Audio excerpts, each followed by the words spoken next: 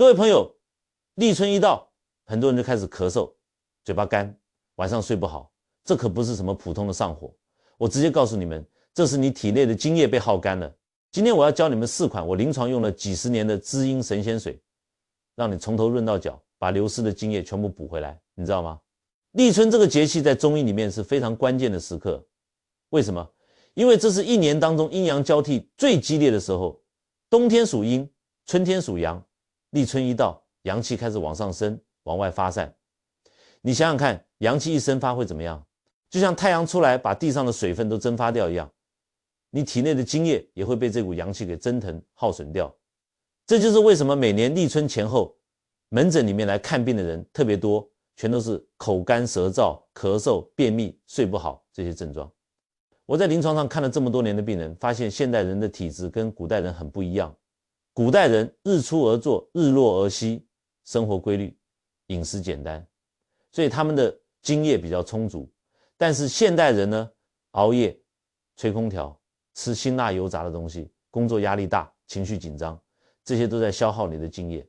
本来津液就不够了，再碰上立春这个阳气生发的节气，那简直就是雪上加霜。很多人以为自己是上火了，就拼命喝凉茶，吃降火药，结果越吃越糟糕。为什么？因为这根本不是实火，而是虚火。什么叫虚火？就是你体内的津液不够了，阴液亏损，相对来说阳气就显得过剩，这种火是虚火，是假象。你用清热降火的方法去治，只会让你的阳气更虚，津液更少，最后整个人越来越没精神，脸色越来越差。我给你们举个例子，有一次来了一个40多岁的女病人，她说她最近这段时间特别难受，嘴巴干得不得了，每天要喝好几大瓶水，还是觉得渴，晚上睡觉手心脚心发烫，盗汗，还失眠，白天又觉得疲倦，心情烦躁，动不动就想发脾气。她自己也搞不清楚是怎么回事，去看西医，医生说她更年期，给她开了一堆荷尔蒙的药，她吃了一段时间，症状没有改善，反而觉得越来越不舒服。我一看她的舌头，舌质红，舌苔很少，几乎没有什么苔，舌头上还有裂纹，再摸她的脉，细数无力，我马上就知道了，这是典型的阴虚燥热。什么叫阴虚？就是你体内的阴液不足了。阴液包括什么？包括血液、精液、精髓这些具有滋润营养作用的物质。阴液不足了，就没办法制约阳气，阳气相对亢盛，就会产生内热，这就是燥热的来源。我当时就跟他说，你这个不是更年期的问题，也不是什么荷尔蒙失调，你这是津液被耗干了。他听得很惊讶，问我为什么会这样。我说你平常是不是经常熬夜？他说对，工作忙，经常要工作到半夜。我说你是不是喜欢吃辣的、烤的、炸的东西？他说是，他特别喜欢吃麻辣火锅和烧烤。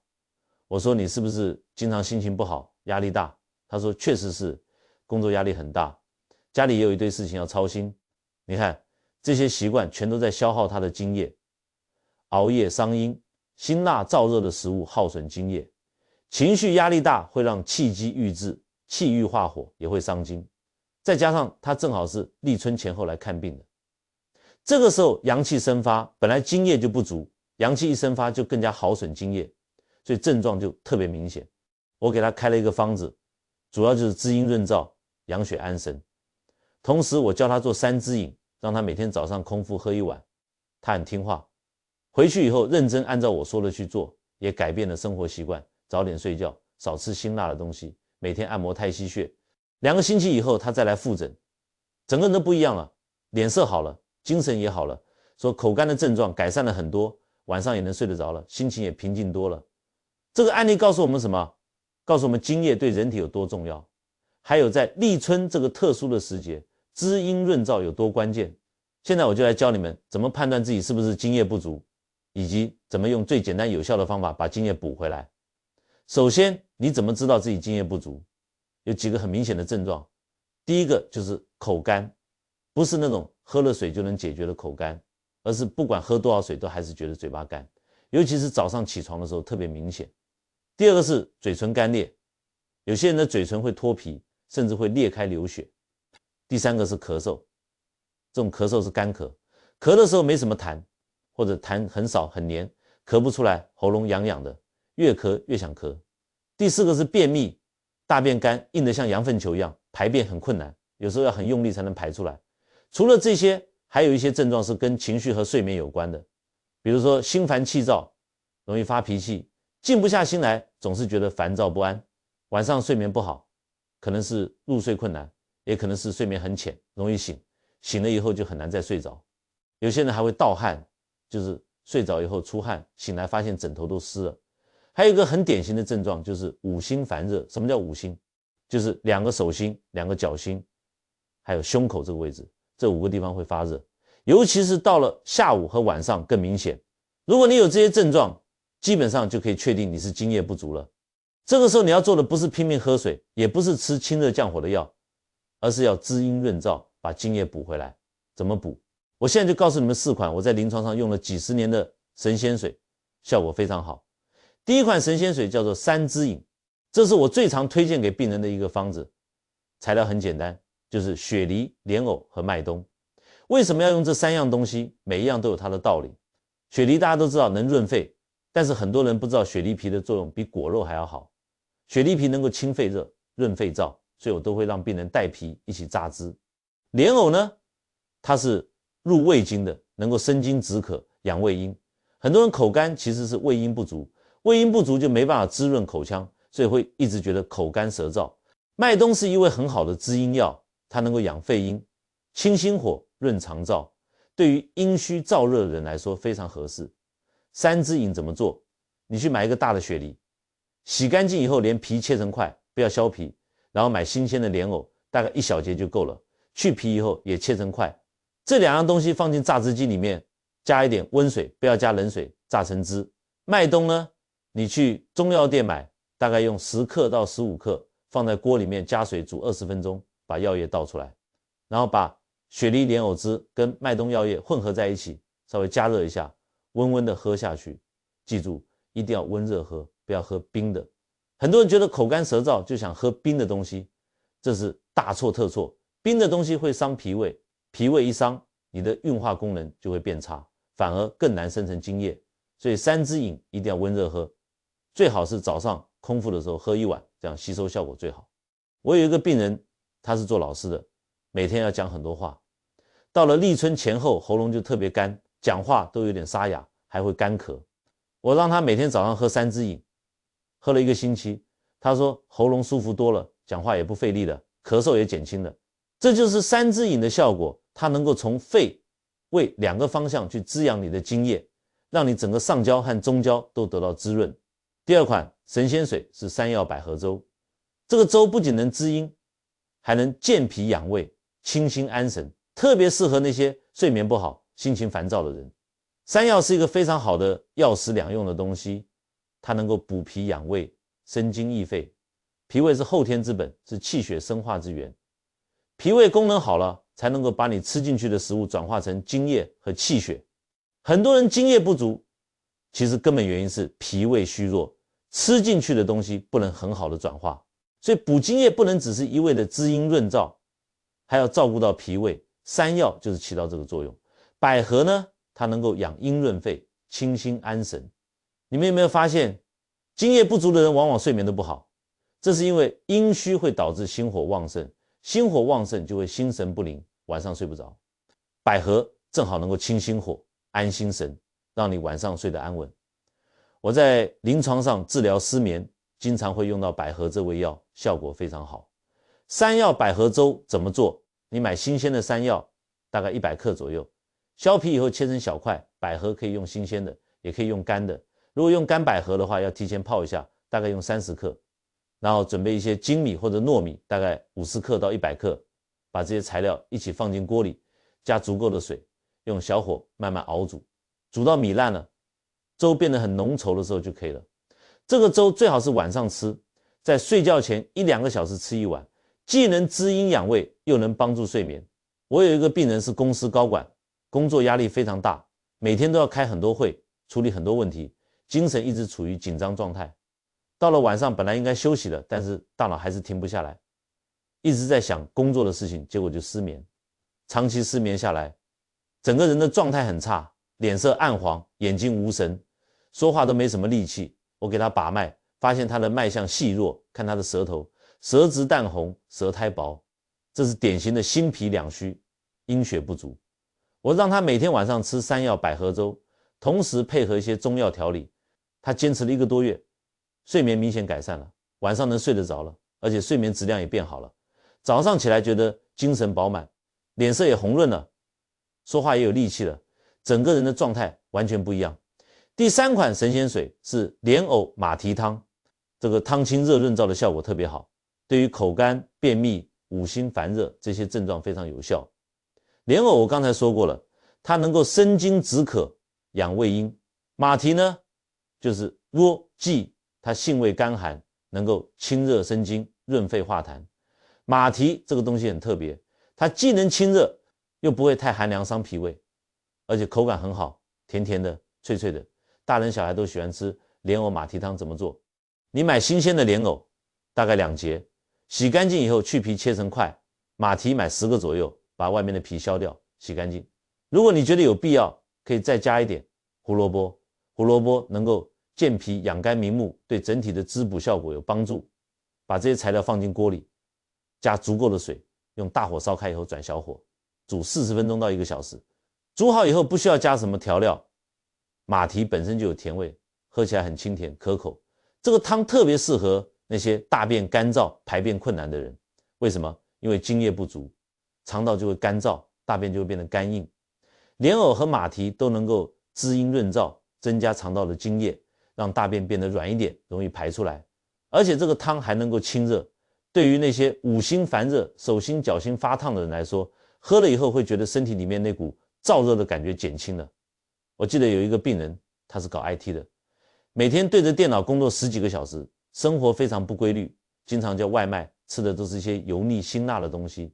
他来看病的时候跟我说，他最近便秘很严重，好几天都上不出来，上出来的时候大便又干又硬，肛门都被撑裂了，很疼，而且他还觉得身体里面很燥热，尤其是下午和晚上，手心脚心烫得不得了，晚上睡觉都要把脚伸到被子外面。我看他的症状就知道这是阴虚肠燥。我除了给他开中药，还让他每天煮莲藕马川汤喝。他很认真的照做了，每天下午煮1锅当水喝，喝了1个星期，他说大便已经能够正常排出了，也不会那么干硬了，排便的时候也不痛了，手心脚心发烫的感觉也减轻了很多，晚上睡觉舒服多了。这就是莲藕马蹄汤的效果，它能够从根本上滋润你的肠道，改善便秘，同时还能清除体内的虚火。第4款神仙水是银耳莲子根，这是一个非常经典的滋阴润肺的方子，在民间流传了很多年。银耳被称为平民燕窝，为什么？因为它的滋阴润肺效果跟燕窝很接近，但是价格便宜得多，普通老百姓都能吃得起。银耳性味甘平，能够养阴润肺、益胃生津，对于肺阴虚、胃阴虚的人特别有效。莲子呢，它能够养心安神、健脾止泻。很多人不知道莲子里面有一个绿色的莲子心，那个东西是苦的，但是清心火的效果非常好。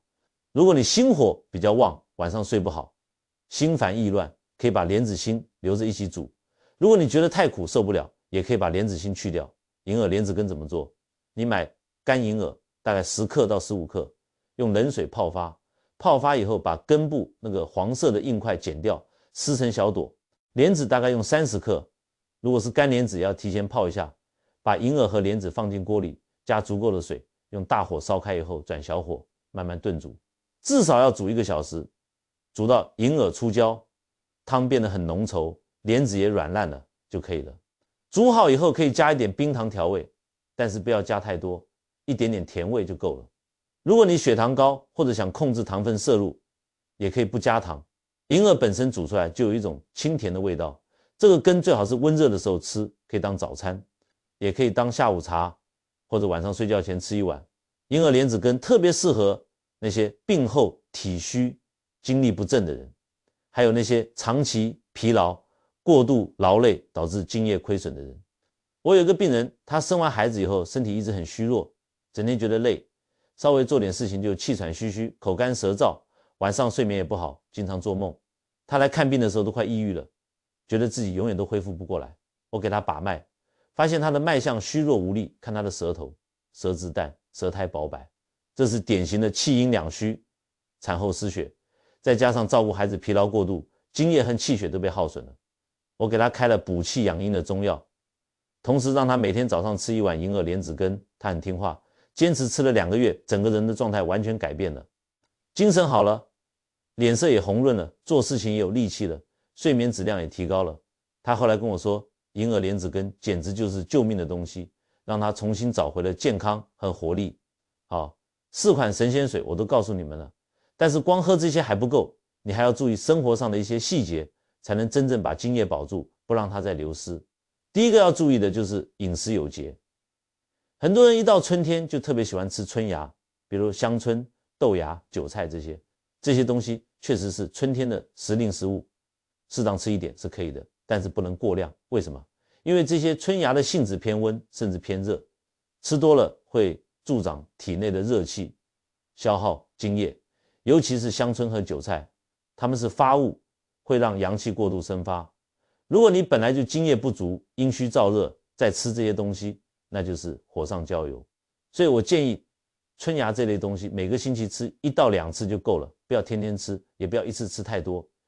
而且吃的时候最好搭配一些滋阴润燥的食物，比如说炒香椿的时候可以配一点豆腐，豆腐能够清热生津，可以平衡香椿的温热之性。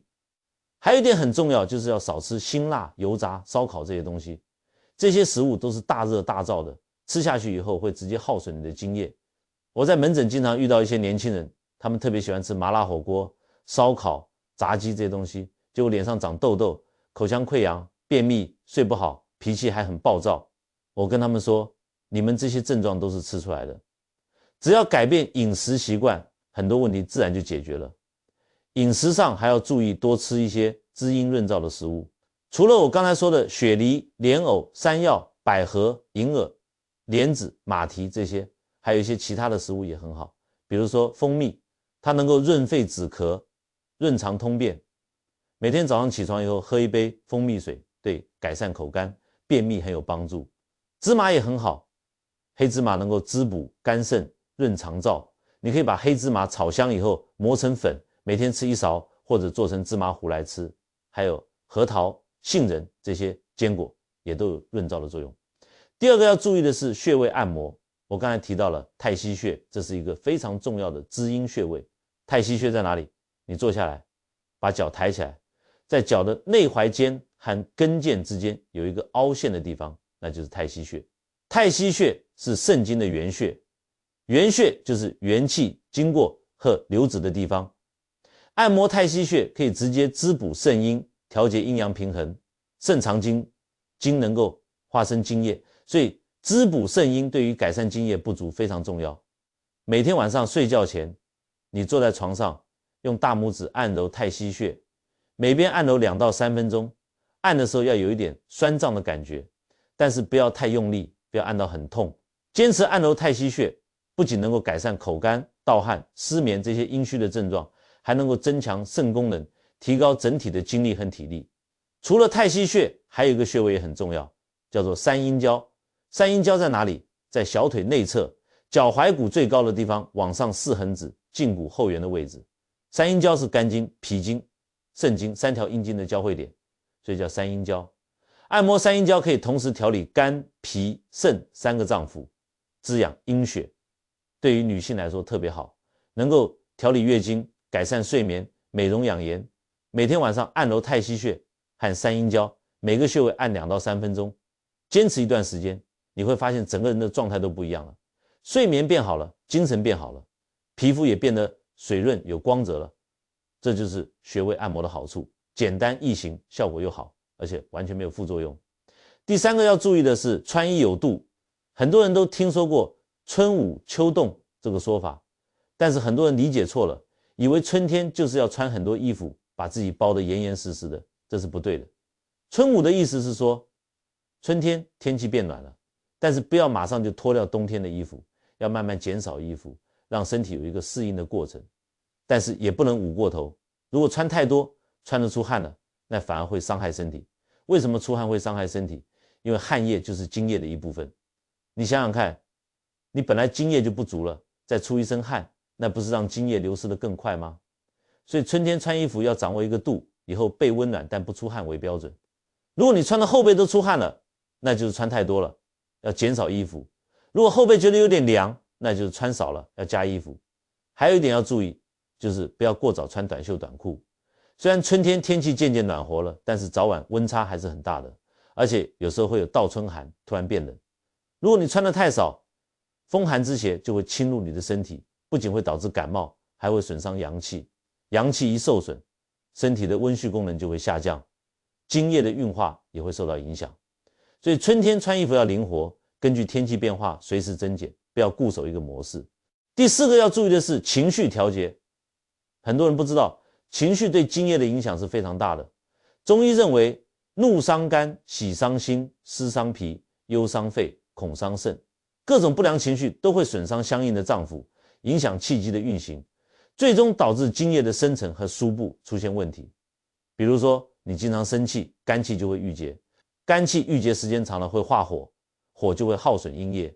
你经常焦虑，思虑过度，脾气就会受损。脾主运化，脾气虚弱了，运化功能就差了，吃进去的食物不能很好的转化成气血精液。你经常悲伤忧愁，肺气就会受损，肺主宣发肃降，肺气虚了，精液的输布就会出问题。所以在立春这个时节，调节情绪非常重要。春天对应的脏腑是肝，肝喜调达而恶抑郁，所以春天要让自己的心情舒畅，不要压抑自己的情绪。如果有什么不开心的事情，要找人倾诉，把它说出来，不要憋在心里，可以多出去走走，看看绿色的植物，呼吸新鲜空气，让心情放松下来。可以做一些自己喜欢的事情，听音乐、看书、画画、养花，这些都能够陶冶情操，让心情愉悦。还可以练习一些放松的功法，比如说太极拳、八段锦、瑜伽，这些通过身体的运动来调节气机，疏肝解郁。第五个要注意的是适当运动。春天是阳气生发的季节，适当的运动可以帮助阳气生发，促进气血运行，增强体质。但是运动要适度，不能过量。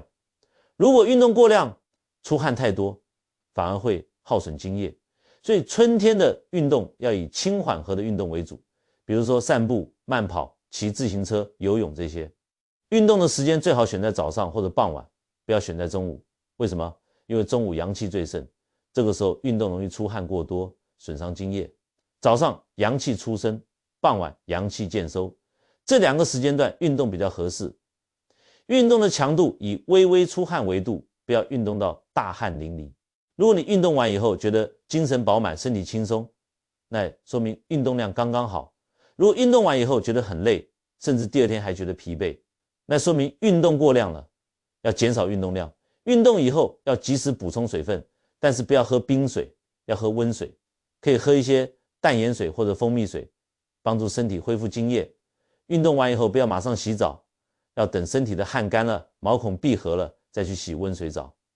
第六个要注意的是作息规律。熬夜是最伤阴的，为什么？因为晚上11点到凌晨1点是胆经当令的时候，凌晨1点到3点是肝经当令的时候。这个时间段如果你还不睡觉，肝胆就得不到休息，肝血就不能很好的回流到肝脏里面进行修复和储藏，长期下来肝血就会不足，肝阴就会亏损，肝阴不足会带来很多问题。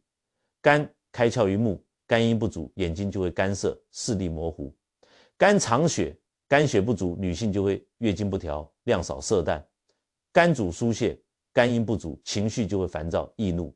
所以要想精液充足，一定要保证充足的睡眠，最好是晚上10点到10点半就上床睡觉，早上6点到7点起床。睡觉之前不要看手机、电脑这些电子产品，因为这些电子产品发出的蓝光会刺激大脑，让大脑兴奋，影响入睡。可以听一些轻柔的音乐，或者做一些放松的活动，比如说泡脚、按摩、冥想，这些帮助身体进入睡眠状态。卧室的环境也很重要，要保持卧室安静、黑暗、凉爽，这样的环境最有利于睡眠。如果有噪音，可以使用耳塞；如果有光线，可以使用遮光窗帘或者眼罩。室温最好控制在18到22度之间，太热或者太冷都会影响睡眠质量。最后我要强调一点，立春前后这半个月是滋阴润燥的黄金期。为什么这么说？因为这个时候阳气刚刚开始生发，还没有太强盛。如果你能够及时补充精液，滋养阴液，就能够做到阴阳平衡，让身体顺利度过这个阴阳交替的关键时期。如果你错过了这个时机，等到春天过半，阳气已经很旺盛了，再想补阴就比较困难了，而且效果也没有这么好。所以我希望你们看了我这个视频以后，能够重视起来，马上行动起来。每天喝一碗三支饮，或者山药百合粥，或者莲藕马蹄汤，或者银耳莲子根，这4款神仙水，你选1款或者2款坚持喝。同时注意饮食有节，少吃辛辣油炸的东西，多吃滋阴润燥的食物。每天晚上按摩太溪穴和三阴交，帮助滋补肾阴。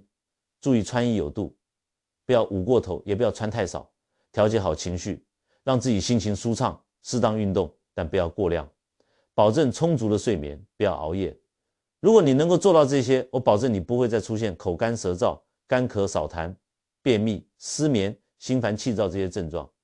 你会发现自己的皮肤变得水润有光泽，眼睛变得明亮有神，精力变得充沛，整个人的状态都不一样了。这就是滋阴润燥的好处，这就是顺应天时养生的智慧。中医讲究天人合一，人要顺应自然界的变化来调整自己的生活方式。春天阳气生发，我们就要滋阴以制阳，让阴阳保持平衡。夏天阳气旺盛，我们就要养心安神，避免出汗过多。秋天阳气收敛，我们就要养肺润燥，为冬天储备能量。冬天阳气潜藏，我们就要养肾藏精，为来年的生发做准备。这就是四季养生的规律。立春是一年的开始，也是养生的开始。从立春开始，好好调理自己的身体，为一整年的健康打下良好的基础。我相信，只要你按照我说的方法去做，认真坚持，你一定能够收获健康，收获快乐，收获一个全新的自己。记住，健康是人生最大的财富。没有健康，其他的一切都是空谈。不要等到生病了才想起来要养生，那个时候已经晚了。养生要从现在开始，从每一天开始，从每一餐开始，从每一个生活细节开始。好了，今天就跟大家分享到这里。如果你觉得这个视频对你有帮助，请点赞、分享、关注我的频道。希望大家都能够通过立春的滋阴润养，让自己的身体从头到脚都滋润起来，健健康康的度过这个春天，迎接美好的一年。